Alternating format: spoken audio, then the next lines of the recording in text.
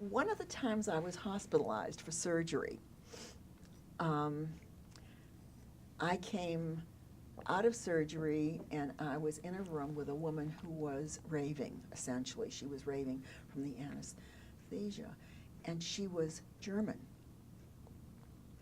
And I found myself saying to her in Yiddish, "Please be quiet." It was a very, very interesting experience. You know, I think I said, "Ich bin krank," because I don't feel well. You know, Shah.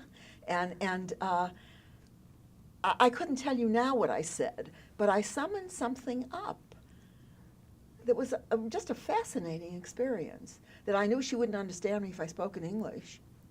She clearly didn't have, that was part of the reason the poor thing was raving. I think she felt terribly disoriented.